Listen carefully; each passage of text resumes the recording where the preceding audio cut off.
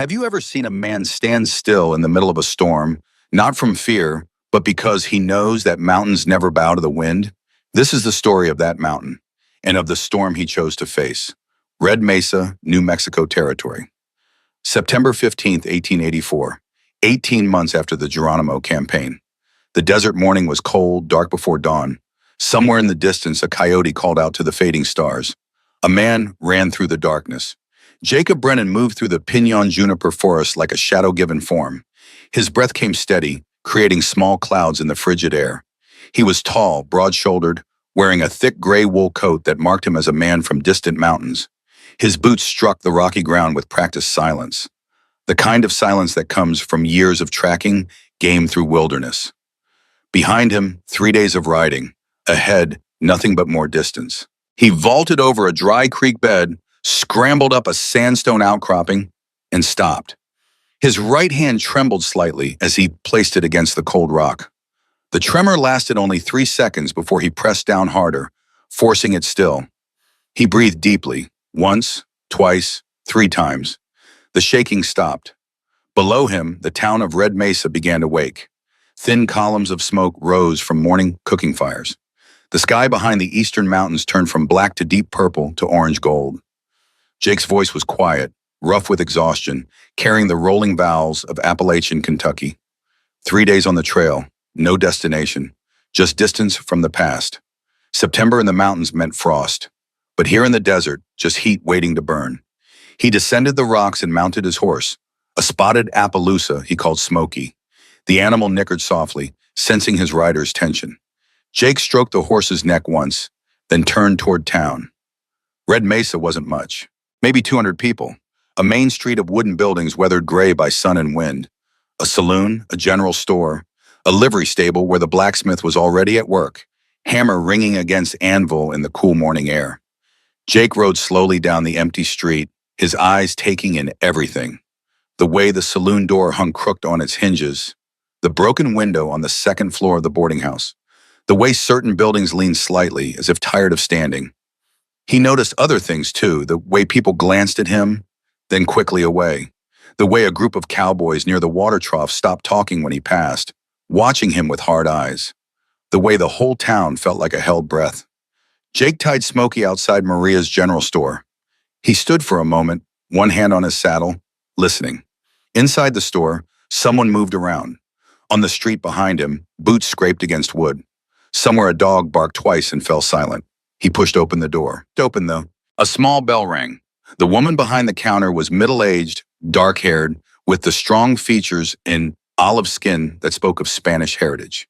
She looked up from sweeping and studied Jake with the careful assessment that frontier women learn early.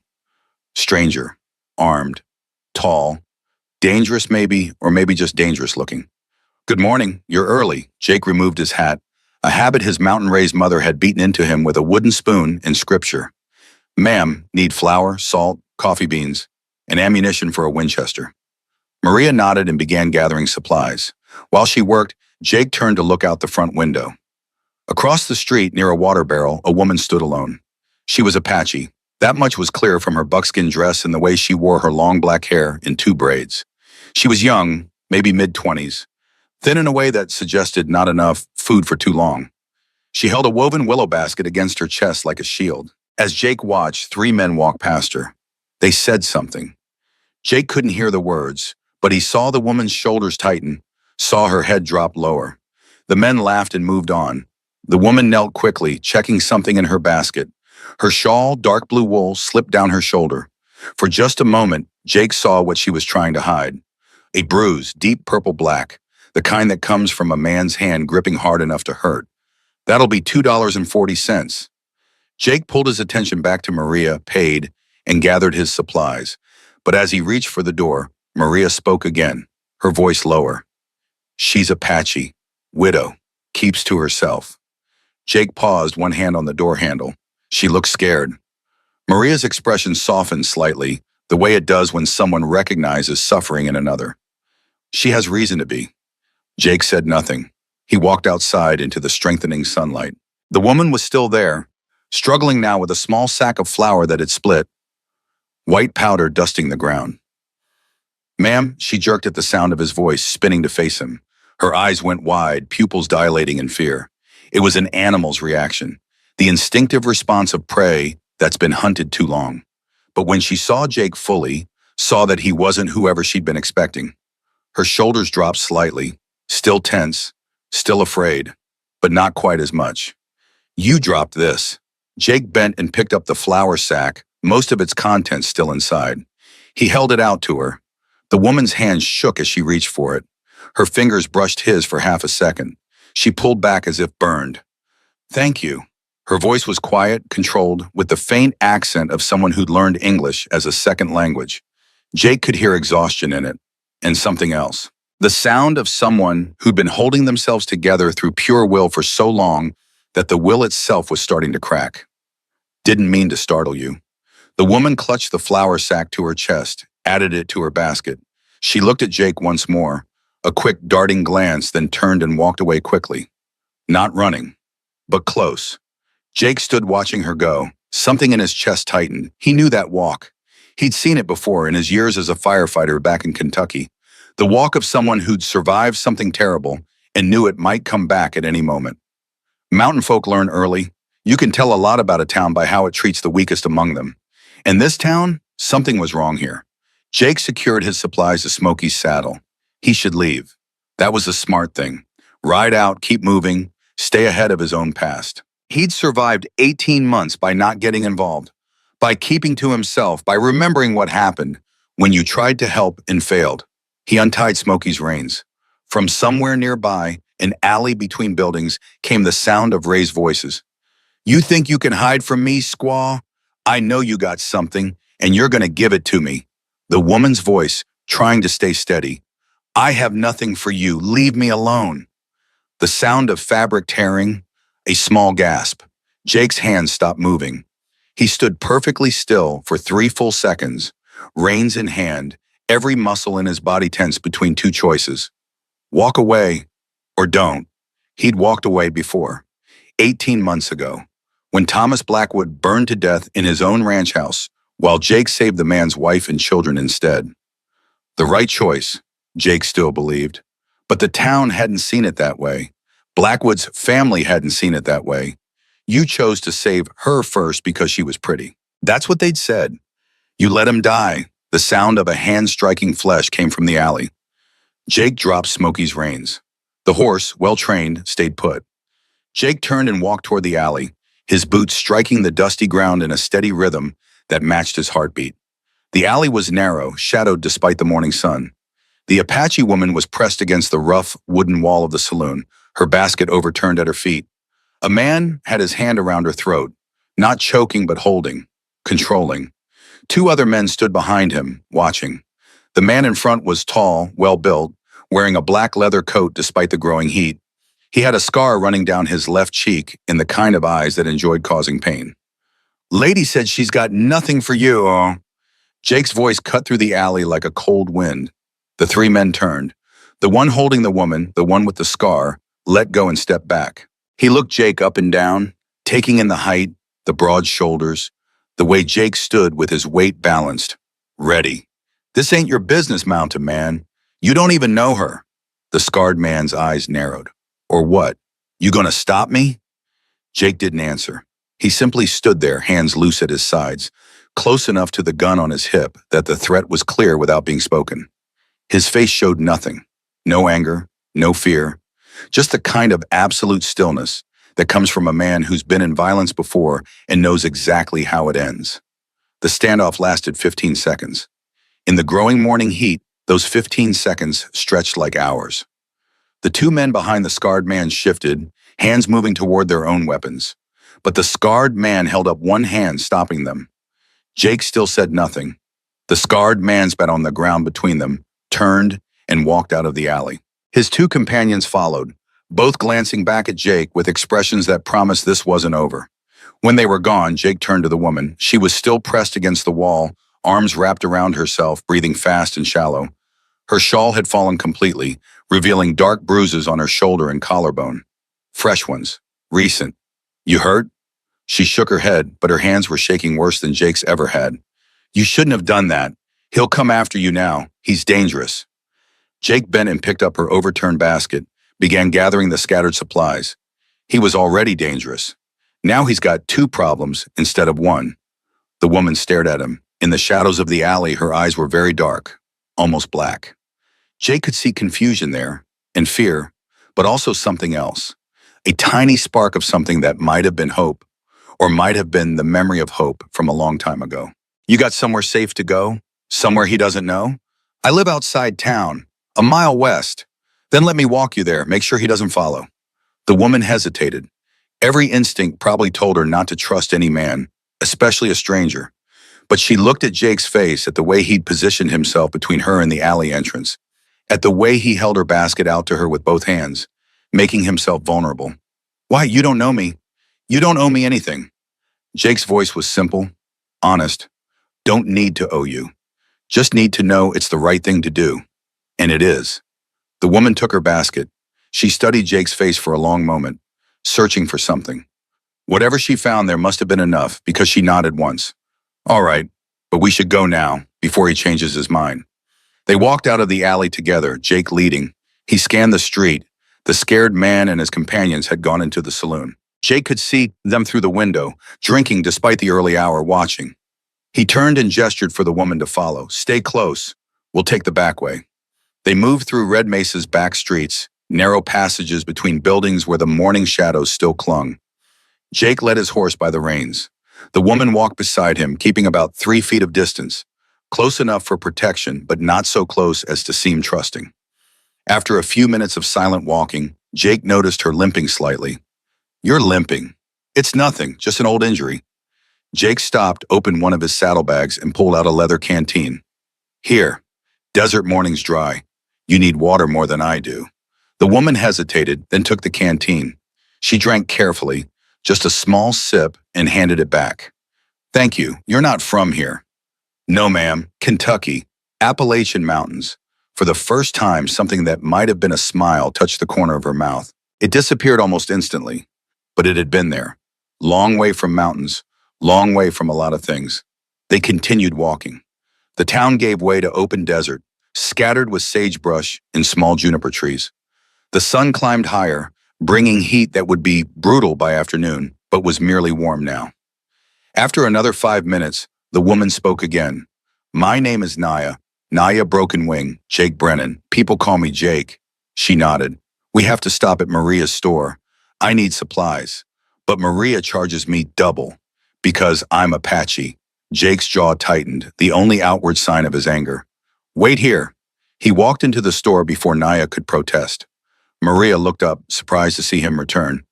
Ma'am, my traveling companion needs flour, beans, dried meat. I'll pay. Fair price.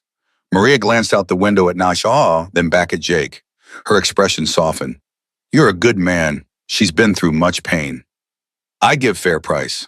Obliged, ma'am. When Jake emerged with the supplies, Naya looked at him with undisguised surprise. You paid for me. You needed supplies. I had money. Simple. But you lied. You said I'm your traveling companion. Jake allowed himself a small smile, the first real expression beyond stillness that he'd shown all morning. Well, you're traveling, and I'm your companion. Technically true. This time, Naya's smile lasted longer. She took the supplies, added them to her basket, and they continued walking. The road became a trail. The trail became just a path through scrubland. They walked for nearly an hour in comfortable silence, the kind that forms between two people who both understand what it means to carry pain quietly. Finally, Naya spoke. You're planning to feed an army? Jake looked at her overfilled basket.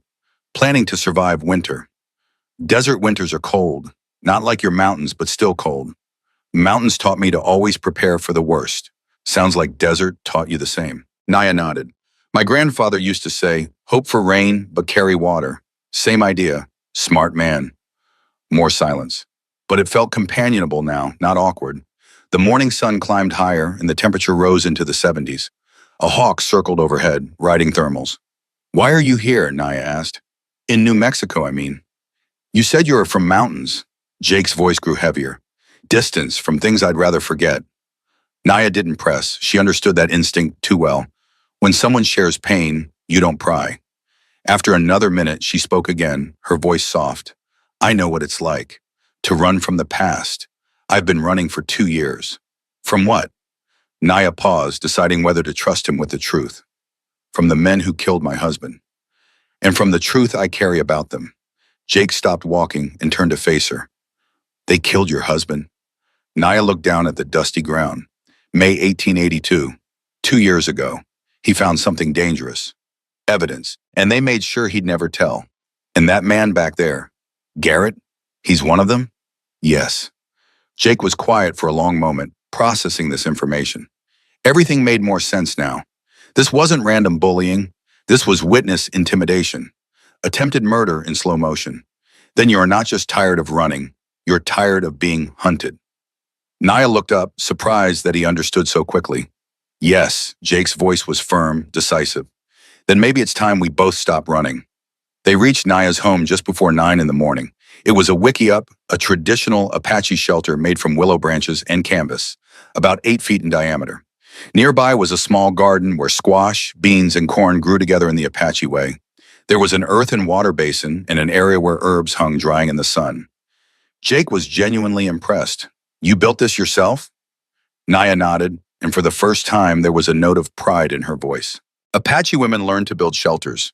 This is small, but it's mine. She invited him inside. The interior was simple but well organized. A grass mattress, leather bags for storage, a central fire pit with a smoke hole above, and dozens of dried herbs hanging from the frame. Jake noticed them immediately. You're a healer? I was. Before everything. Now I just gather herbs for myself. Naya pulled out a leather pouch containing dried, crushed prickly pear pad. Your hand. I saw it shaking. From fire? Jake was startled. How did you know? I've seen men with hands like that. Soldiers who survived explosions. Scouts who fought fires. The shaking, it's not from weakness, it's from memory. Jake nodded slowly. You're right. Fire. Year and a half ago, Naya mixed the crushed herbs with water from a clay jug, creating a thick paste. This will help. Apache medicine. It calms the nerves, slows the memory. She applied the mixture to Jake's hand, her touch gentle and professional. Within 30 seconds, the tremor that had plagued him for 18 months began to ease. Jake stared at his steady hand in amazement. That actually works. You've got a real gift. Naya's eyes grew slightly wet, but she didn't let the tears fall. My grandmother taught me. She said healing is the most important skill. More than hunting, more than fighting. Your grandmother was wise. World needs more healers, fewer men like that Garrett. Naya's voice cracked slightly. Healers can't stop bullets. Jake looked at her directly, his blue-gray eyes serious and honest. No, but healers stop bleeding, stop infection, stop death. That matters just as much as a gun, maybe more. For the first time in 2 years, Naya felt truly seen. Not as a poor Apache widow, not as a victim, but as someone with value, with skill, with worth. After a moment, Naya stood. You said you're from mountains. Do you know how to track? Read signs? Some. Mountain tracking. Deer, bear, sometimes people who got lost. Garrett's been watching me. Coming here at night. I need to know when he's coming. Set warnings. Jake nodded thoughtfully. What kind of warnings do Apache use?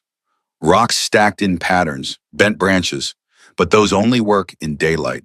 In the mountains, we use tripwires with bells. Small, quiet, but you hear them if you're listening. Naya's eyes brightened. Can you teach me? Better. We'll do it together. Your knowledge plus mine. For the next hour, they worked as a team. Jake showed Naya how to set thin cordage from her wickiup to a juniper tree 20 feet away, attaching a small tin bell from his saddlebag that would ring when disturbed. Naya showed Jake how to use prickly pear cactus as a natural barrier, planting additional ones around the shelter to force visitors into specific paths. Jake taught her how to make a squeaker trap using pebbles in a tin box that would rattle when stepped on. Naya taught him how to spread ash in a thin layer, invisible until someone's footprint revealed itself. They weren't savior and victim. They were partners, equals, each bringing different skills to a shared problem. When they finished, the sun was high and hot. They sat in the shade of a small juniper tree outside the wickiup. Naya brought out 2 cups of herbal tea made from wild mint and sage. Why did you really help me? You could have kept walking. Most people do. Jake looked toward the horizon, his voice quiet and vulnerable in a way it hadn't been all morning. Long time ago, I couldn't save someone. Two people, actually. I tried. God knows I tried, but I failed. He paused, gathering words that had been locked inside for 18 months. I've been walking ever since, trying to find a reason why I'm still here and they're not, trying to figure out if there's a purpose to surviving when others don't. You think saving me is that purpose?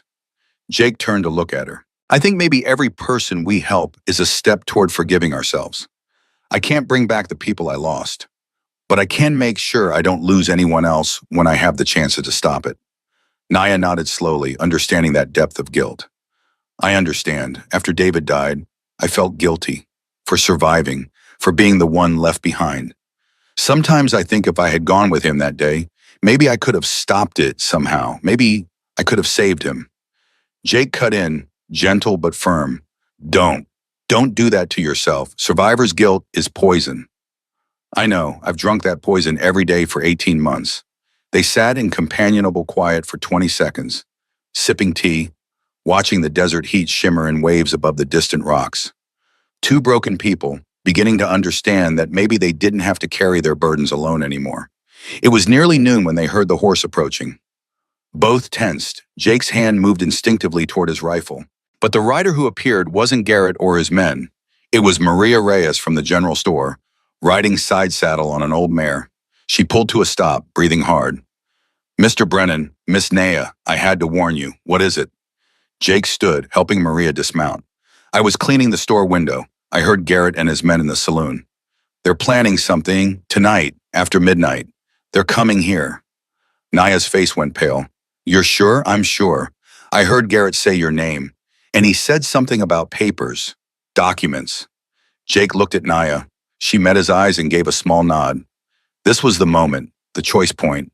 She could keep running, or she could trust him with the whole truth. Come inside, both of you. There's something you need to see. Inside the wickiup, Naya pulled back a corner of her grass mattress. Underneath, wrapped in oiled leather, was a bundle of papers. She unwrapped them carefully and spread them on the ground. Jake and Maria knelt beside her. The documents were ledgers, purchase orders, receipts. Jake scanned them quickly, his expression growing darker with each page. These are military records. Fort Bowie supply logs. Naya's voice was steady now, strengthened by decision. My husband, David, was a scout. In April 1882, he was escorting a supply wagon that got ambushed. When they recovered the wagon, David found these hidden in a false bottom. 200 Winchester rifles. Half went to Fort Bowie for the Army. Half went to Apache hostiles through a middleman. Jake found the key document. Both sales signed by the same people. Malcolm Thornhill, Lieutenant Colonel Harrison. And look, delivery receipts signed by Garrett Sullivan himself. Maria crossed herself. Mother of God, this is treason. That's why they killed David. Naya's voice finally broke. 2 years of held-back grief cracking through. He was going to report it. He told me the night before he left for Fort Grant. He said we had to do the right thing, even if it was dangerous. The next day, they ambushed him on Canyon Pass, shot him 3 times in the back, made it look like hostiles did it. Jake carefully gathered the papers back together. This is enough to hang all of them. But we can't just wait here for Garrett to come tonight. What do we do? Naya asked. Maria spoke up. Marshal Carson, from Fort Grant. He's honest. He knew your husband, Miss Naya. David trusted him. When does he come to Red Mesa? Usually last week of the month. 10 days from now. Jake shook his head. That's too long. We need him here sooner.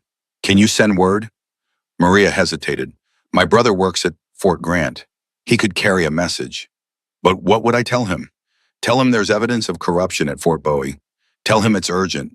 Tell him a woman's life depends on it. Maria nodded. I'll send him today. But Mr. Brennan, 10 days is still a long time. What will you do until then? Jake looked at Naya. We'll stay together, and we'll be ready. After Maria left, Jake and Naya sat in silence. The noon sun beat down mercilessly now, temperature climbing past 90 degrees. Naya finally spoke. You should leave. Before sunset. Before he comes back. Jake didn't look up from checking his rifle. I'm not going anywhere. You don't understand. He's not alone. He has men, guns, And he doesn't just want to scare me, he wants me dead. I understand, better than you think. Then why stay? This isn't your fight. Jake set down his rifle and looked at her. Maybe not, but it's the right fight, and I'm tired of walking away from right fights. If you stay, you might die. Jake's voice was simple, honest, carrying the weight of 18 months of running and 18 months of guilt. Everyone dies. Question is what you dies for. Naya looked at him for a long moment. She saw no bravado in his eyes, no false heroism, just a man who'd made a decision and would stand by it, no matter the cost. Then we need to prepare because he's coming tonight. I can feel it. Then tonight we'll be ready. They spent the afternoon preparing. Jake made copies of the most important documents, using charcoal and thin paper from Naya's supplies. They hid the originals in a different location, buried under a marked rock 100 yards from the wiki-up. If something happened to them both, maybe someone would find the evidence eventually.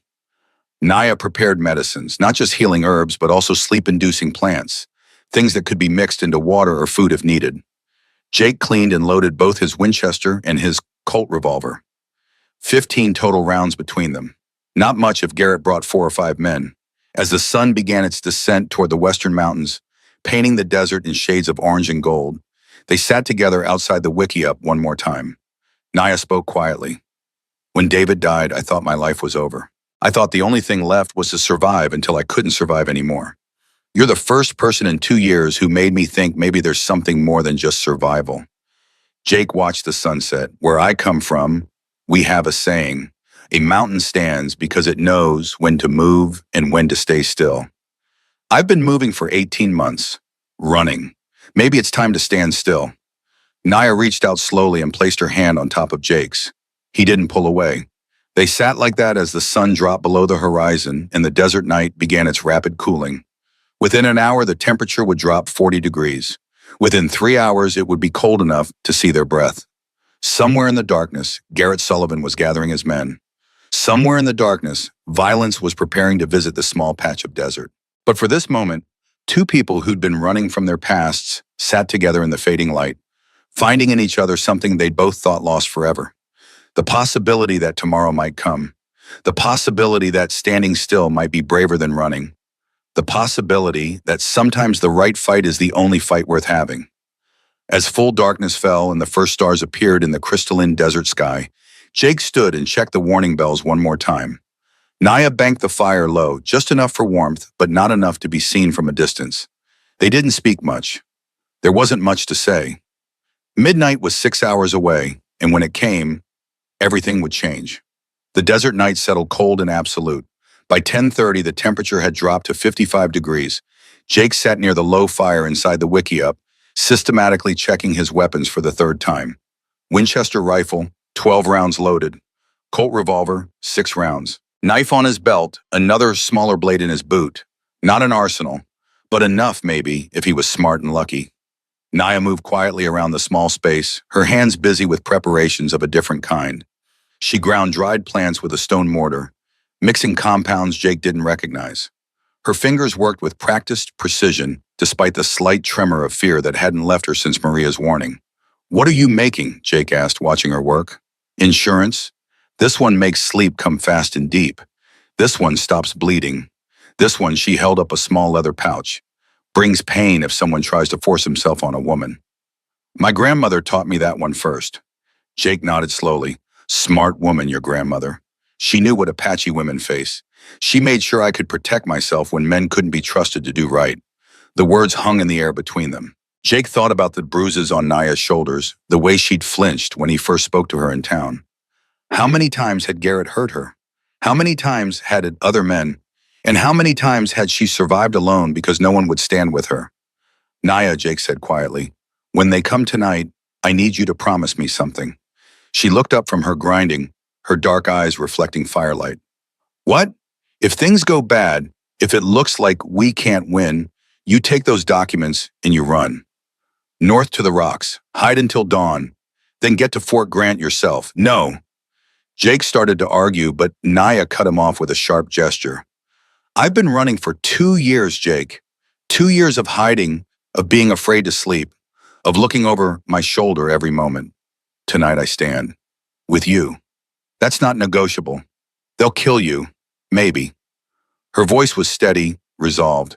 But they'll have to catch me first. And I'm Apache. We know how to disappear in the desert. Jake studied her face in the firelight. 24 hours ago, she'd been terrified, broken, alone. Now her jaw was set, her eyes hard. He recognized that look. He'd seen it in mirrors back in Kentucky, in the faces of firefighters who decided they weren't running from the flames anymore. All right, we stand together. Together, Naya agreed. At 11, they heard the first bell ring. Just a soft tinkle, barely audible. Someone had crossed their warning perimeter about 50 yards east. Jake moved to the entrance of the wickiup, peering through a gap in the canvas. The moon was a thin crescent, giving almost no light. But his eyes, adjusted to darkness for an hour, caught movement. 4 shapes on horseback, moving slowly, trying to be quiet. They're here, Jake whispered. 4 of them. Naya came to his side, silent as smoke. She'd changed into darker clothing, her face smudged with ash to reduce visibility. In her hand, she held a small knife in one of her prepared pouches. Jake wondered briefly which pouch it was, then decided he didn't want to know. From outside, Garrett's voice called out, loud enough to carry, but trying to sound reasonable. Brennan, I know you're in there with her. This doesn't have to end badly for you. Just send the woman out, give us the papers, and you can ride away. Live to see another sunrise. Jake didn't answer. He gestured to Naya, pointed toward the back of the wickiup where he'd loosened the canvas earlier. She nodded, understanding. On his signal, she slipped through the opening and disappeared into the night. Jake waited 10 seconds. Then he kicked hard at the center support pole of the wickiup. The structure collapsed inward with a loud crash in a cloud of dust. He's running, Garrett's voice angry now. After him! Jake ran opposite the direction Naya had gone, leading them away from her. He sprinted through the darkness toward the rocky outcropping he'd scouted that afternoon. Behind him, hoofbeats thundered. Men shouted. A gunshot cracked, the bullet whining past his head too close. The rocks loomed up fast. Jake hit them at full speed using handholds he'd memorized earlier. He scrambled up 15 feet in seconds, mountain-trained muscles remembering how to climb. Below, he heard a horse skid to a stop. Someone dismounted. Thomas, one of Garrett's men, came climbing after him. The man was younger, stronger maybe, but he didn't know the rocks like Jake did. When Thomas's head appeared over the edge, Jake was waiting. One hard kick, boot to face, Thomas's grip failed. He fell 12 feet, landing with a thud and a groan. Out of the fight. Jake grabbed Thomas's revolver from the man's holster before Thomas could recover. One down. Gunshots erupted from below. William, the second man, was firing wildly at the rocks, but he couldn't see Jake clearly in the darkness. Jake returned fire carefully, aiming low. His bullet struck William's horse in the leg. The animal screamed and reared. William went flying, landing hard. Jake heard a sharp crack that might have been bone. 2 down, but Garrett and Davis, the 4th man, were still coming. Jake ran along the top of the rock formation, using elevation and darkness as cover. The ridge ended in a drop of about 15 feet into a dry arroyo below. Soft sand at the bottom he remembered from his afternoon reconnaissance. Nowhere left to run, mountain man, Garrett's voice echoed off the rocks. Jake looked down at the arroyo, at the pale sand barely visible in the darkness. He jumped. The landing was harder than he'd hoped. His right ankle twisted as he hit and rolled. Pain shot up his leg, bright and immediate. He bit back a curse, forced himself to stand, and limped along the arroyo toward where he'd told Naya to hide. Above, he heard Garrett and Davis arguing about whether to follow. Good. Let them hesitate. Every second was a second Naya had to get clear. Meanwhile, Naya crouched in the root cellar, a small pit about 4 feet deep that she'd dug the previous year for food storage. She'd covered it with wooden planks and dirt and sagebrush. From above, it was nearly invisible. She sat in absolute darkness, clutching the leather bundle of documents to her chest and listened. Footsteps above her. Multiple men searching. Find her! Garrett's voice, frustrated and angry. She's here somewhere! Sounds of destruction. Her herb-drying racks being knocked over. Her water jugs kicked aside. The collapsed wickiup being torn through. Boss, she ain't in the wickiup, Thomas's voice, groggy with pain. Then she's close. Spread out. Footsteps approached the root cellar. Naya held her breath. A boot stepped directly on the wooden cover. The planks creaked under the weight. She gripped her knife, ready to fight if the cover was pulled away. Boss, I think there's something under here. William's voice uncertain. Naya's heart hammered. Her hand tightened on the knife. This was it. They'd found her. But then, from 50 yards away, a gunshot rang out. Garrett, over here, you coward! Jake's voice shouting. Damn it, he came back! Get him!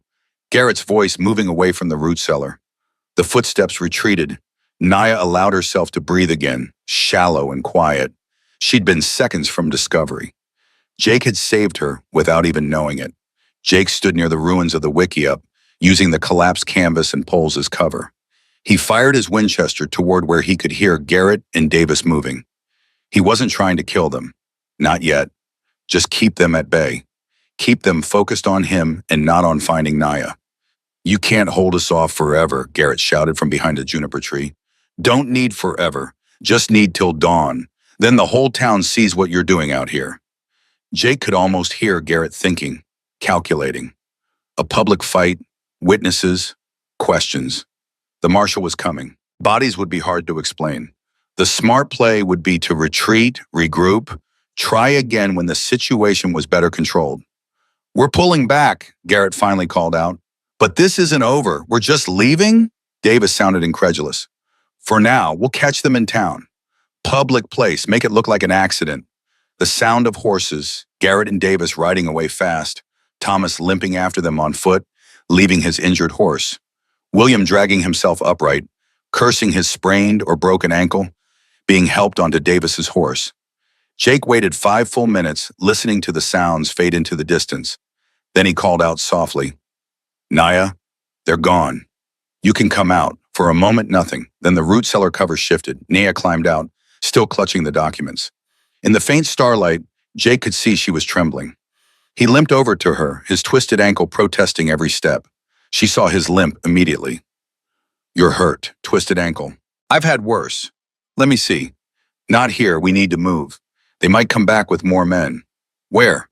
The rocks, more defensible. Come on. They made their way slowly to the rock formation where Jake had fought Thomas. Naya helped support Jake's weight when his ankle threatened to give out. They found a sheltered alcove among the boulders, a space where the rocks formed a natural windbreak and where anyone approaching would be visible. Jake built a tiny fire, hidden deep in the rocks where the light wouldn't carry. The temperature was down to 50 degrees now, cold enough to make their breath visible. He pulled off his coat and draped it over Naya's shoulders without asking. She didn't argue. By the firelight, Naya examined Jake's ankle. It was swollen, starting to bruise. She pulled out her medicine pouch and made a poultice from crushed yarrow in cold water, wrapping it around his ankle with strips of cloth torn from her shawl. You're good at this, Jake said, watching her skilled hands work. Really good. My grandmother taught me. She was the best healer in our band. What happened to her? Naya's voice grew soft, sad. She died, 1881, after the last battles with the army. She was old, tired. I think she was ready to join my grandfather. I'm sorry. Don't be. She lived a full life. More than most Apache get these days. Silence fell between them, broken only by the crackle of the small fire. Jake pulled his coat off his own shoulders, despite the cold, and draped it over Naya's. When she started to protest, he cut her off. Mountain blood. I'm used to cold. She pulled the coat tighter, grateful despite herself. After a moment, she spoke again. You asked me to tell you about David, my husband. Only if you want to. Naya looked into the fire, gathering memories. David Brokenwing. He was good, kind. He didn't have to marry me. I was young, only 19, and my family had nothing after the wars. But he chose me anyway. Sounds like a good man. He was. He worked as a scout for the army because it was the only way to keep our people from starving.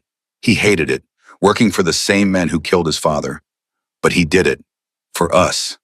Tears formed in Naya's eyes but didn't fall. When he found those papers, he was so angry. Not at me, at them, at the corruption.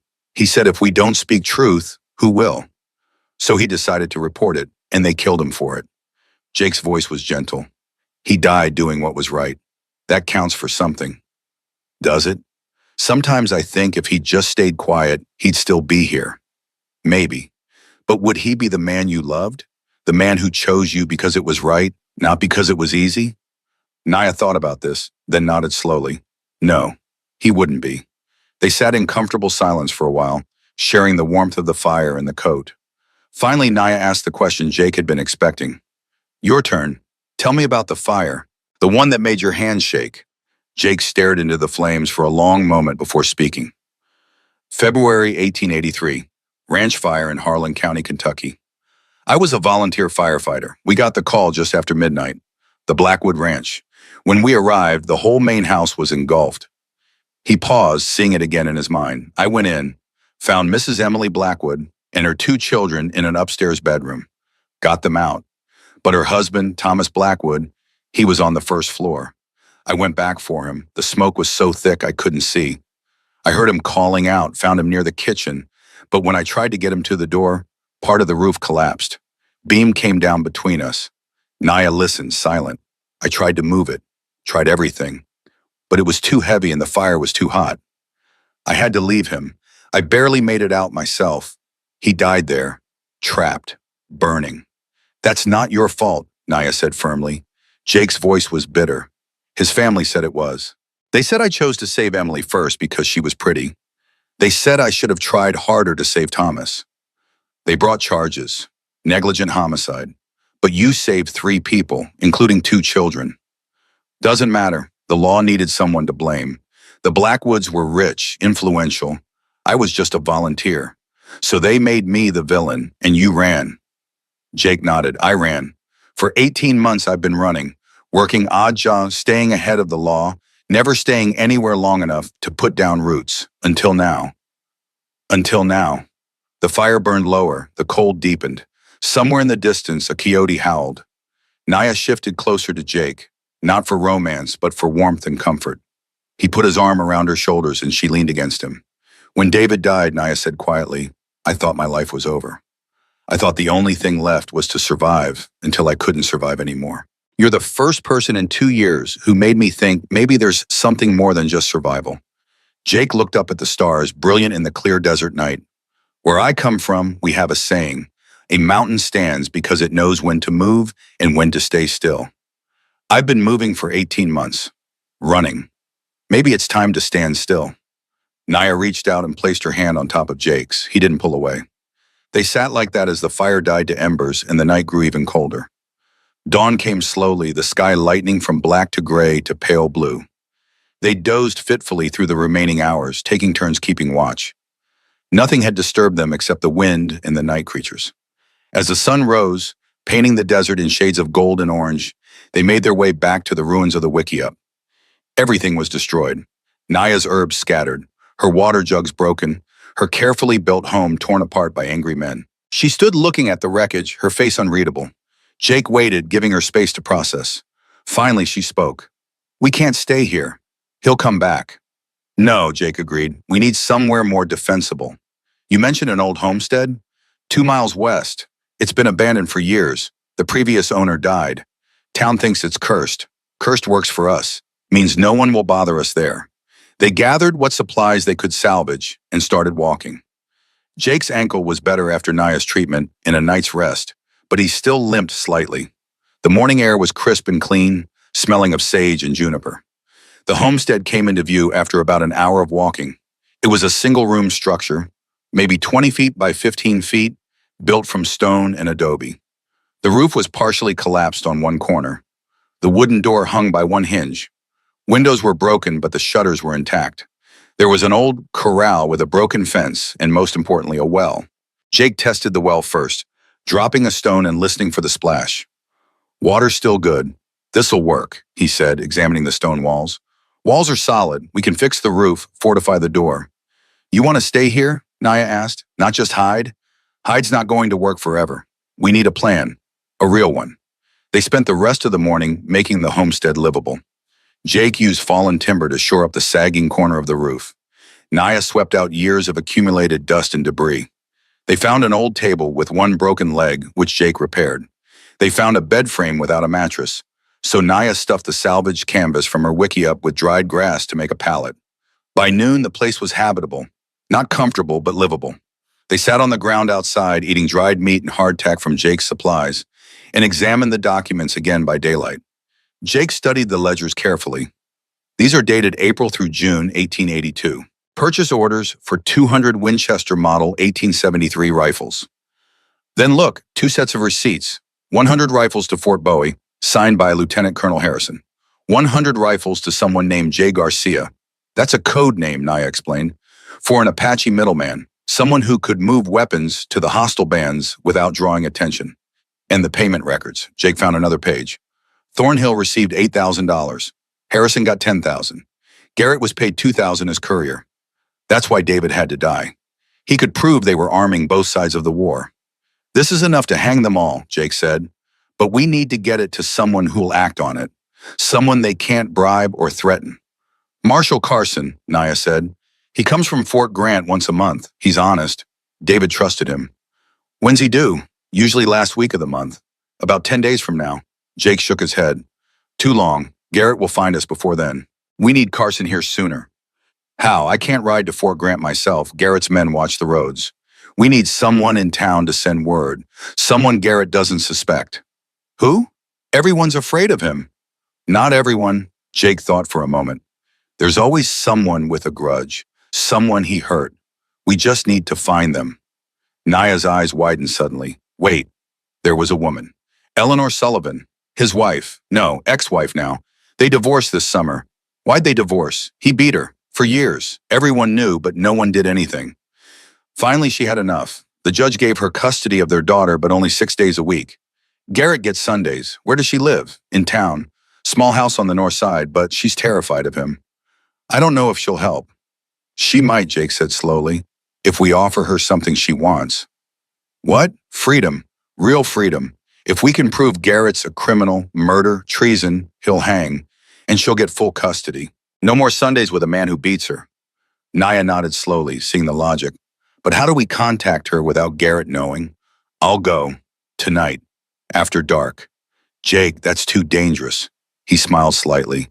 Living's dangerous. Doesn't mean we stop doing it. That evening, as the sun set and the temperature began its nightly drop, Jake prepared for the ride into town.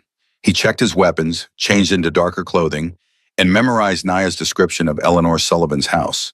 Small, north end of town, blue door, garden of herbs out front. Be careful, Naya said as he mounted Smokey. Always am. If you're not back by dawn, I'm coming after you. Jake looked down at her, seeing the determination in her face. He believed her. I'll be back. Promise. He rode through the darkness, taking his time, staying off the main roads. Red Mesa was quiet when he arrived near midnight. Most houses dark. Only the saloon showed light and sound, drunk cowboys singing off-key. Jake found Eleanor's house exactly where Naya said it would be. Small, weathered, with a blue door that had seen better days. A small garden of herbs and vegetables in front. He tied Smokey in the shadows behind the house and approached the back door. He knocked softly. 3 times. Paused. 3 times again. Movement inside. A woman's voice, frightened. Who's there? Jake kept his voice low. Ma'am, my name's Jake Brennan. I'm not here to hurt you. I'm here to help. The door opened a crack. A woman peered out holding an oil lamp. She was in her early 30s, thin, with auburn hair and haunted eyes. She looked at Jake with the same fearful assessment he'd seen in Naya. Another woman who'd learned to expect violence from men. How do I know you won't hurt me? Because if I meant you harm, I wouldn't have knocked. Jake kept his hands visible, away from his weapons. I know your husband, ex-husband, Garrett. He hurt someone I care about, and I heard he hurt you too. Eleanor's expression shifted from fear to something harder. 6 years. He beat me for 6 years. Finally got the nerve to leave him this spring. I have proof he's a criminal. Gun running, murder. If we can get it to Marshal Carson, Garrett will hang. Eleanor's eyes lit with something Jake recognized. Hope mixed with desperate need. If he hangs, I get full custody of Lucy. My daughter. No more Sundays where he takes her, and I don't know if he'll hurt her. Exactly. But I need your help. The marshal isn't due for another 10 days. We need him here sooner. My brother works at Fort Grant. He could carry a message. Can you trust him? With my life. With Lucy's life. Then write to him tonight. Tell him to bring Marshal Carson to Red Mesa immediately. Tell him there's evidence of treason and murder. Make it urgent. Eleanor nodded quickly. I'll do it. My brother comes through town every Wednesday. That's tomorrow. I'll have the letter ready. One more thing. Jake pulled a folded paper from his coat. This is a copy of one of the documents. Proof of what we're saying. Hide it somewhere safe. If something happens to me and the woman I'm with, this evidence still exists. What woman? Naya Brokenwing, the Apache widow. Garrett's been after her for 2 years because her husband found the original documents. I know her, Eleanor said softly. I've seen how the town treats her. I wanted to help, but I was too scared of Garrett. You're helping now. That's what matters. Jake started to leave, then turned back. One more question. Has Garrett killed before? Besides Naya's husband? Eleanor's face went pale in the lamplight. There was another Apache woman. Winter Moon. 3 months ago. She worked at Thornhill's ranch. One night she disappeared. They found her body in the river. Said it was an accident, but it wasn't. No, Eleanor's voice was barely a whisper.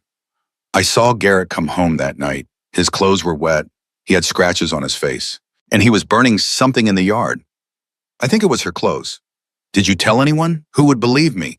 I was just the crazy wife who accused her husband of beating her. The blacksmith, Jake said suddenly. Henry Wade. His forge is near the river. Did he see anything? Eleanor thought for a moment. Maybe.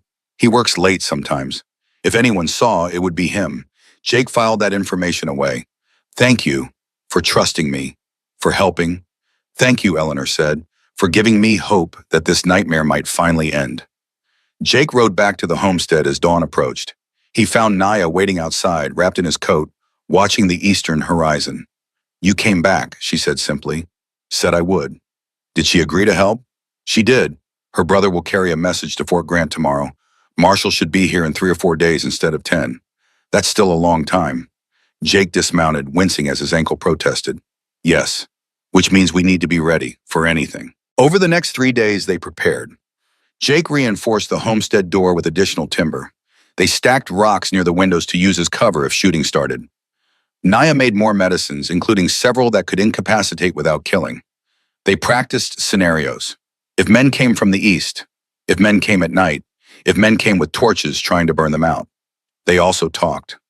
Long conversations in the evening as the sun set and the desert cooled. Jake told Naya about growing up in Kentucky, about his mother who died when he was young, about learning to track and hunt in the mountains. Naya told Jake about her Apache childhood, about her grandmother's teachings, about the wars that had destroyed her people. On the third night, as they sat by a small fire outside the homestead, Naya asked a question she'd been holding back. What happens after? If we survive this, if Garrett hangs, what then? Jake stared into the flames. I don't know. I haven't thought past surviving. You could go back to Kentucky. The charges were false. Surely someone there would believe you. Maybe, but Kentucky's got nothing for me anymore. Everyone I knew is dead or thinks I'm a murderer. You could stay here. Naya's voice was quiet. In New Mexico. And do what? Build something. A life. This homestead could be a real home with work. Jake looked at her across the fire. You asking me to stay? I'm saying I'd like you to, if you wanted. Before Jake could answer, they heard hoofbeats. Multiple riders coming fast. Jake grabbed his rifle, Naya her knife. They moved inside the homestead, positioning themselves by the windows. But the riders weren't Garrett's men. It was Maria Reyes on her old mare, accompanied by another rider Jake didn't recognize. They pulled to a stop outside the homestead. Mr. Brennan, Miss Naya, Maria called. The marshal. He's in Red Mesa. He came early. Jake and Naya emerged from the homestead. When? This afternoon. Eleanor's brother made good time. The marshal rode straight through. He's asking questions. And Garrett knows. He's gathering his men at Thornhill's ranch. Jake exchanged a glance with Naya. This was it. The moment they'd been waiting for and dreading. How many men does Garrett have? At least 6, maybe more. And the marshal? He came alone. But he sent word back to Fort Grant for backup. Should arrive tomorrow. We don't have until tomorrow, Jake said. Garrett will make his move tonight. Try to silence us before we can testify. Then we need to get to town. Now, the marshal can protect you there. Jake shook his head. No. If we run to town, Garrett follows. Then it's a fight in the streets with innocent people in the crossfire. Better to end it here. Maria looked horrified. You can't fight 6 men alone? We won't be alone. The rider beside Maria spoke for the first time. He was older, maybe 65, with white hair and a clerical collar. I'm Reverend Samuel Holt. I knew Jake back in Kentucky. I rode 3 weeks to find him and tell him the truth. The charges were dropped. Emily Blackwood confessed her husband started the fire himself while drunk. Jake's name is clear. Jake stared at the Reverend, unable to process what he was hearing. I'm not wanted anymore? You're free. And when Maria told me what was happening here, I knew I had to stay. To stand witness. To help however I can. More hoofbeats. Another rider approached. This one was an older Apache man, 70 or more, with long white hair and a face carved by time and hardship. He rode straight to Naya. Grandfather, Naya ran to him. The old man dismounted stiffly. Naya, child of my heart, the spirits told me you needed me. I have come. Red Sky Walker, Naya said to Jake. My husband's grandfather, the eldest of our family. The old man studied Jake with sharp eyes. You are the mountain man who stands with my granddaughter? I am. Red Sky Walker nodded once. Then I stand with you both. As the moon rose over the desert, 6 people stood together outside the weathered homestead. A fugitive firefighter, an Apache widow, a Mexican storekeeper, a Baptist reverend, an Apache elder, and Maria's companion, who turned out to be Henry Wade, the blacksmith who'd witnessed Wintermoon's murder and was finally ready to speak truth. Jake looked at this unlikely group and felt something he hadn't felt in 18 months. Not alone, not running, just standing, with people who'd chosen to stand beside him. Tomorrow we go to town, he said. Tomorrow we face Garrett and Thornhill and all their men. Tomorrow we tell the truth, no matter what it cost. Tomorrow we stop running. They prepared through the night, sharpening weapons, rehearsing testimonies, preparing for a confrontation that would decide whether justice prevailed or whether corruption and violence would win again. And as the first light of dawn touched the eastern mountains, 7 people rode toward Red Mesa together. The day of reckoning had come. The sun rose over Red Mesa on Sunday morning, September 21st, 1884, painting the desert in shades of gold and amber. 7 riders moved down the main street in a loose formation. Jake Brennan rode at the center, his Winchester across his saddle. Naya rode beside him, back straight, wearing her best buckskin dress with traditional beadwork. Behind them came Reverend Holt in his black coat, Red Sky Walker wrapped in a traditional poncho, Maria Reyes in her Sunday dress, and Henry Wade still wearing his blacksmith's apron. They moved slowly, deliberately, like a force of nature that couldn't be stopped. The town was just waking. People emerged from their homes for Sunday services and stopped dead when they saw the procession. Conversations died mid-sentence. Children were pulled inside. Window curtains twitched as faces appeared and disappeared. Marshal Frank Carson stood outside the town hall, a solid man in his late 40s with gray in his beard and a marshal's star pinned to his vest. He watched the 7 riders approach with the careful assessment of someone who'd learned to read situations quickly. His hand rested near his gun, not threatening, but ready. Marshal Carson, Jake said, pulling Smokey to a stop 10 feet from the lawman. My name is Jacob Brennan. This is Naya Broken Wing. We have evidence of treason, gun running, and murder, and we request your protection while we present it. Marshal Carson's eyes moved across the group, taking in details. An Apache woman who looked terrified but determined. An old Apache man whose bearing spoke of dignity and authority. A Mexican woman clutching a bundle wrapped in cloth. A reverend with kind eyes. A blacksmith with burned scars on his arms. And the mountain man himself who sat his horse like someone ready for violence but hoping to avoid it. Big accusations, the marshal said finally. You got proof?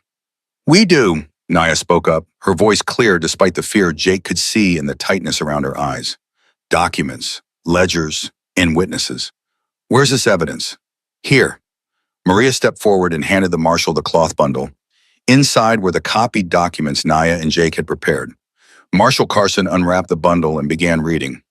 His expression grew darker with each page. Lieutenant Colonel Harrison's signature. Malcolm Thornhill's name on purchase orders. Delivery receipts signed by Garrett Sullivan. Numbers that told a story of weapons sold to both the Army and Apache hostiles. Dates that corresponded with known battles where those weapons had been used. These are copies, the marshal said. Where are the originals? Safe, Jake answered. Hidden where Garrett Sullivan can't destroy them.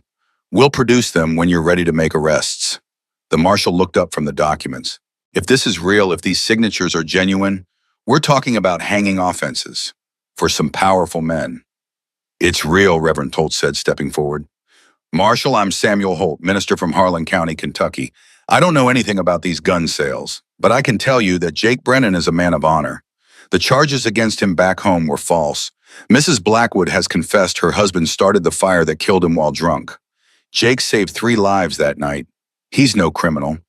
The marshal studied the Reverend, then Jake. That true? You were wanted in Kentucky? Was, Jake confirmed. Not anymore. But that's not why we're here. We're here because Garrett Sullivan killed Naya's husband 2 years ago to hide this conspiracy, and he's tried to kill her multiple times since. Marshal Carson's jaw tightened. I'll need to hear testimony. From all of you, Town Hall's got a meeting room. We'll convene there in an hour. That'll give me time to send word to Thornhill and Sullivan that their presence is required. They'll run, Naya said quietly. No, ma'am, the marshal's voice was firm. They won't, because I'll tell them that failure to appear will be taken as admission of guilt, and I'll post deputies at the town limits to make sure they don't leave. He paused. You folks need somewhere safe to wait? The church, Reverend Holt suggested. Sanctuary. Good thinking. Marshal Carson gestured toward the small white church at the end of the street. Wait there, I'll come get you when it's time. The 7 of them walked to the church, aware of the eyes following them. Whispers spread through the town like wildfire. The Apache widow, the mountain man. Evidence against Thornhill, against Garrett, against the army itself. Inside the church, the air was cool and smelled of wood polish and old hymn books. They sat in the front pews, waiting. No one spoke much. The weight of what was coming pressed down on all of them. Jake noticed Naya's hand shaking. He reached over and took one hand in his. She gripped it tightly, drawing strength from the contact. I'm afraid, she whispered. Me too. What if they don't believe us? What if money and power win again? Then we tried. That's more than most people do. Red Skywalker spoke from behind them, his voice rough with age but strong with conviction.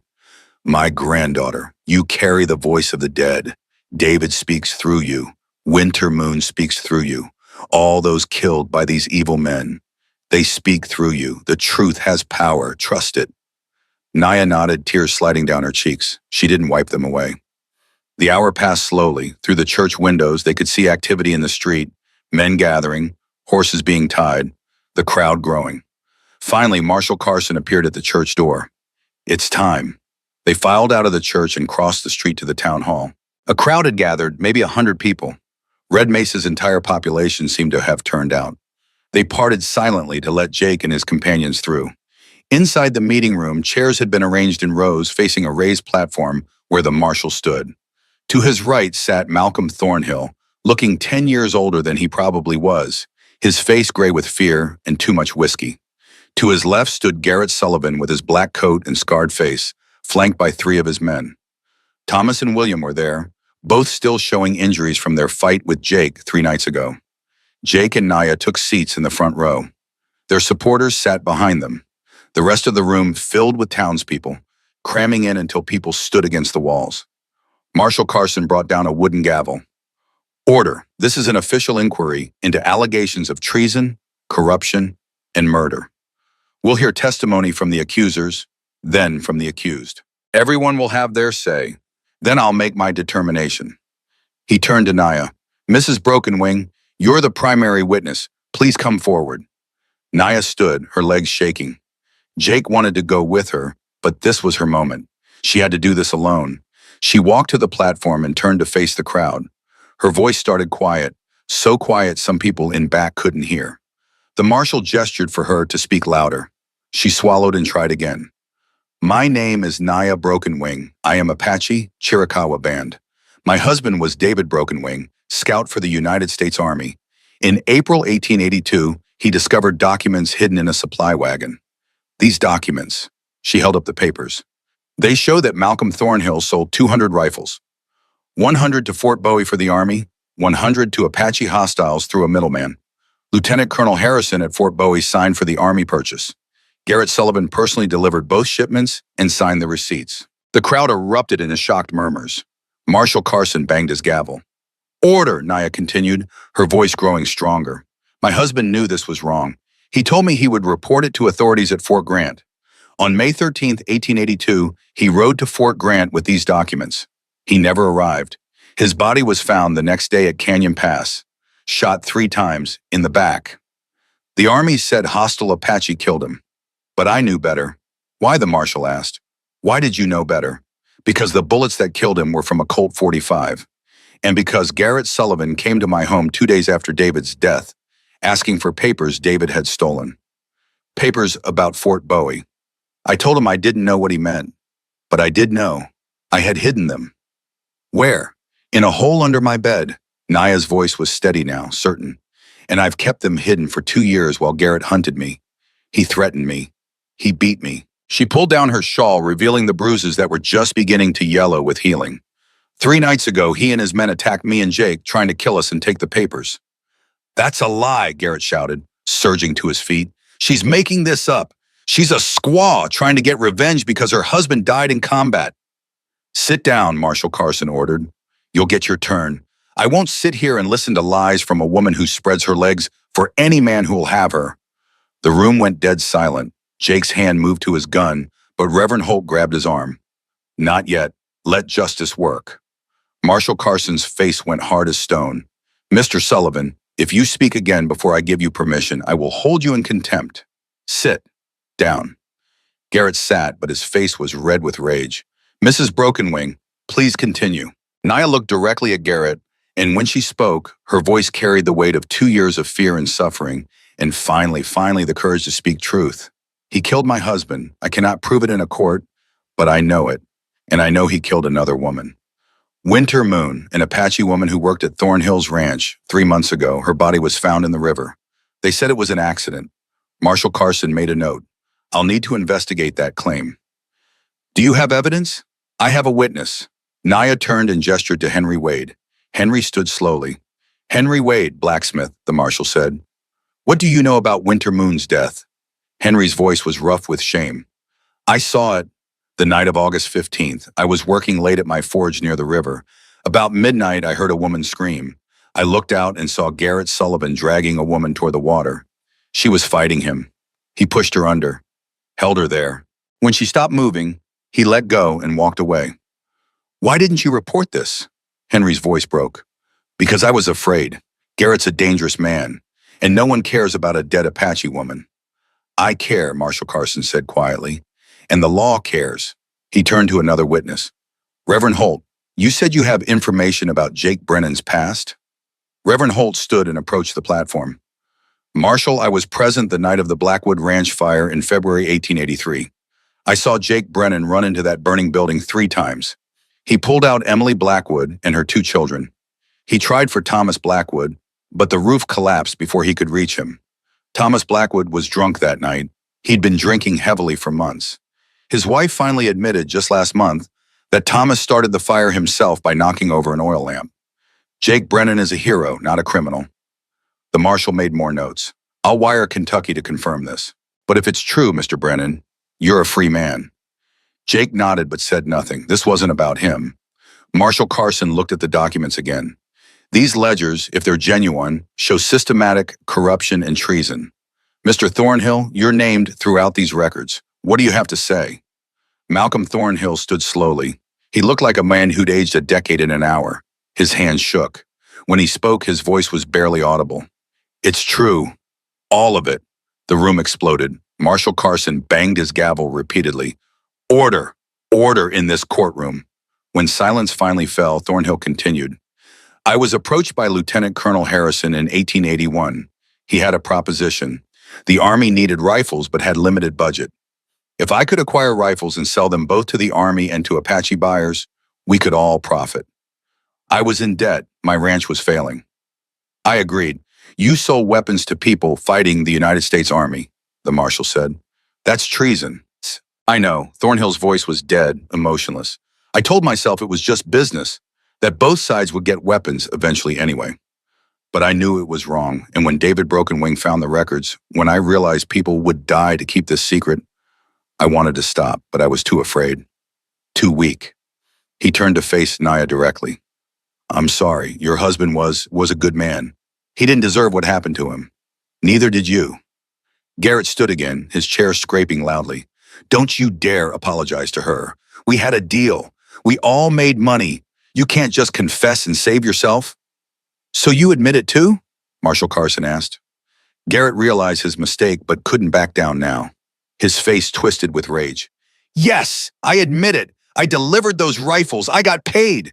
And when that damn scout found out, I did what was necessary. I killed him, clean shots to the back, made it look like hostiles, and I'd do it again.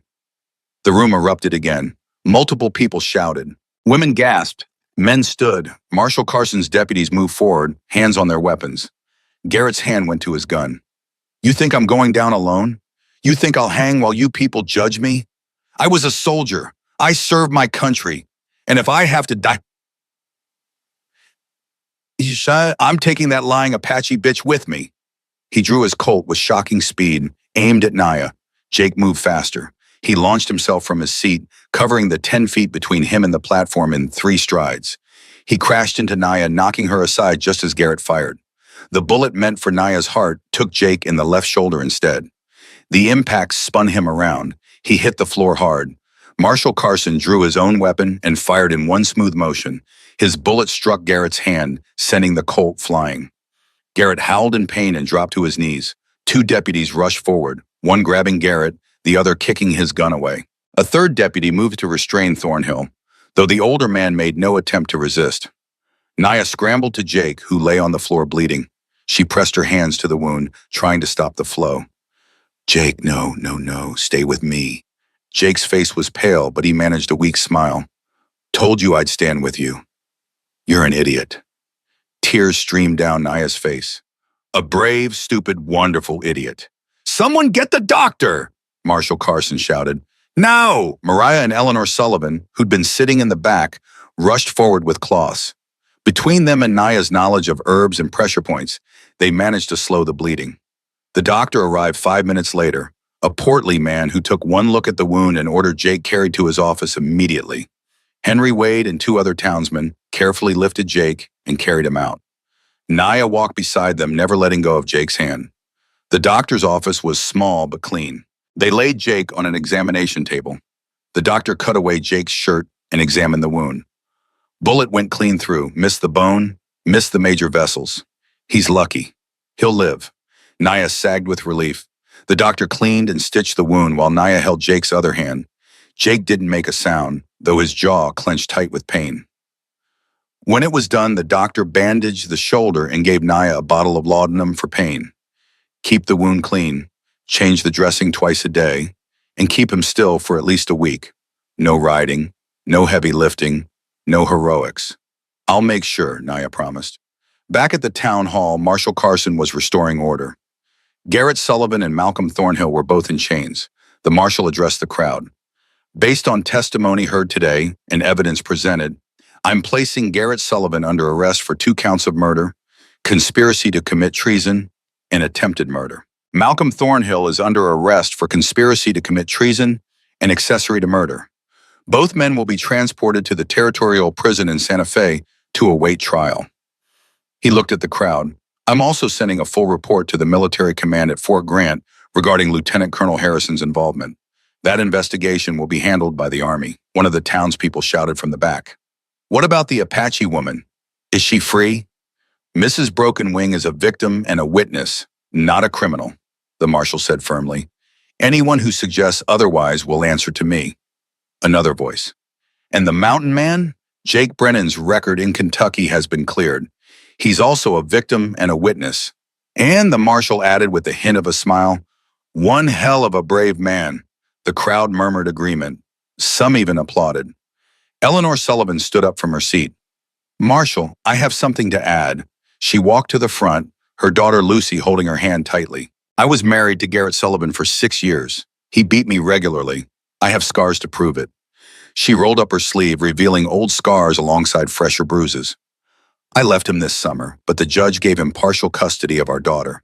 I want full custody now. My daughter should never have to see that monster again. The marshal nodded. That's a matter for the territorial judge, ma'am, but I'll include your testimony in my report. And for what it's worth, I think you'll get what you're asking for." Eleanor sat down, pulling Lucy close. The little girl whispered something.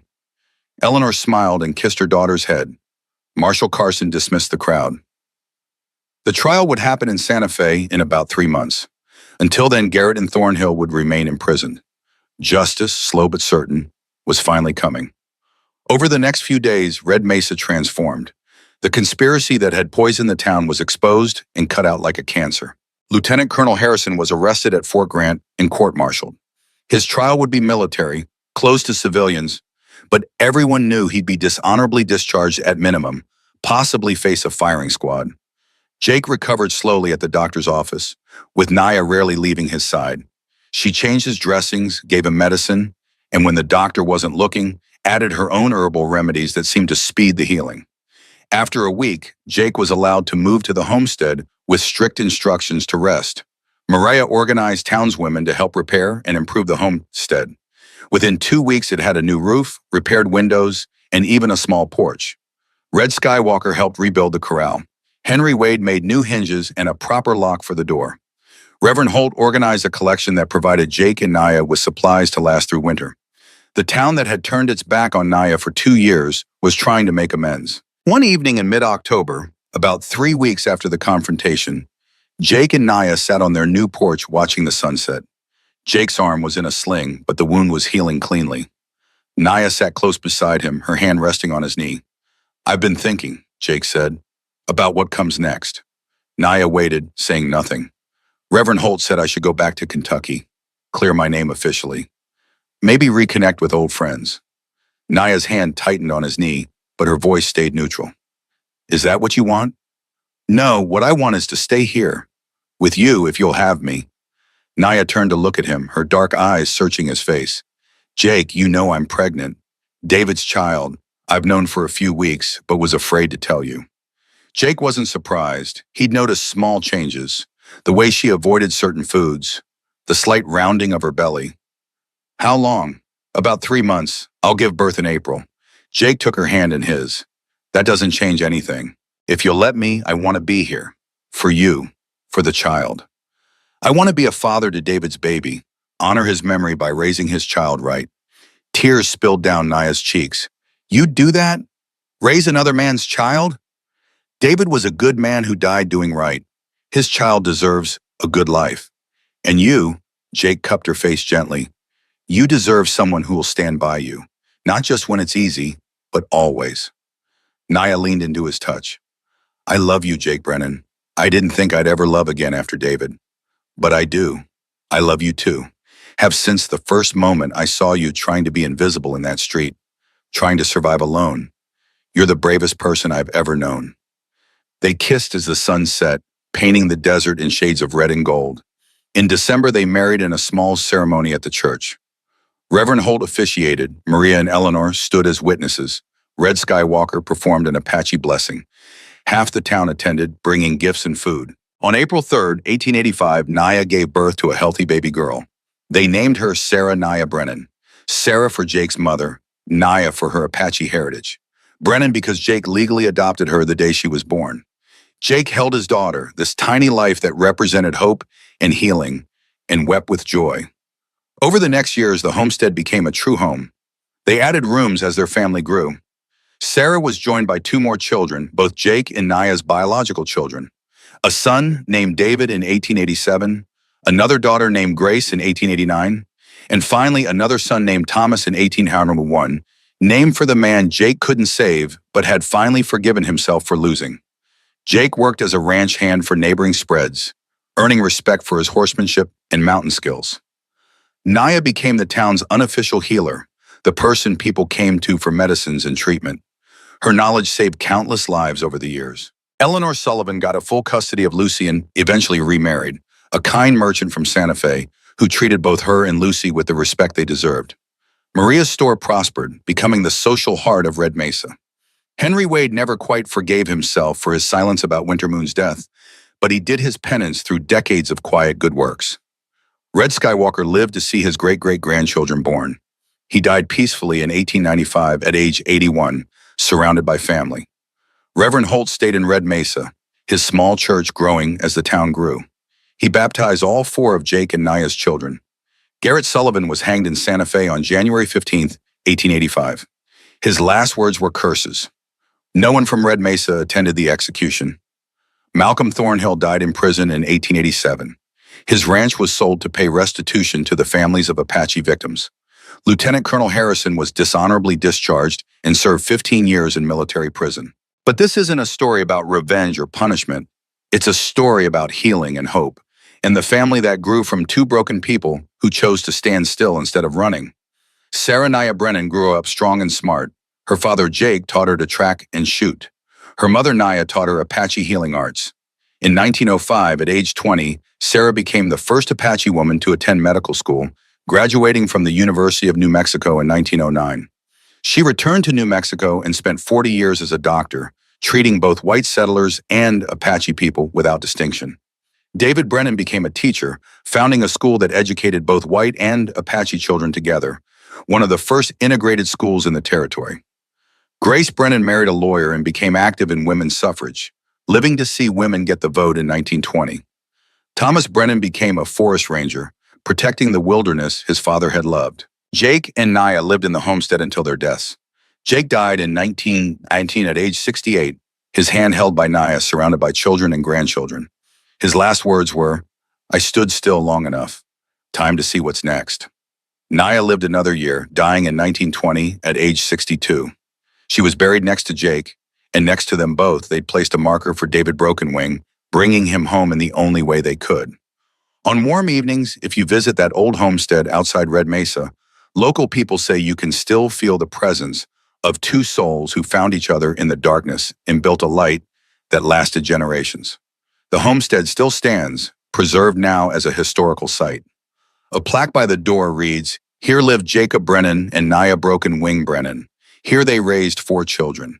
Here they proved that courage is not the absence of fear, but the choice to stand still when running would be easier. Here they built a legacy of love, justice, and hope that echoes still." But perhaps the best memorial is simpler. It's a story told by Apache grandmothers to their grandchildren. A story about a mountain man who learned when to stop moving, and a desert woman who learned when to stop hiding. Two people who discovered that sometimes the bravest thing you can do is stand your ground and let love take root. They say mountains stand forever. Unmoving, unmovable. But Jake and Naya knew better. Mountains stand because they know what's worth standing for. And sometimes when you find something worth standing for, you discover you were never really lost at all. You were just waiting to find your way home. This is the story of when the mountain stood still, and in standing still, found everything.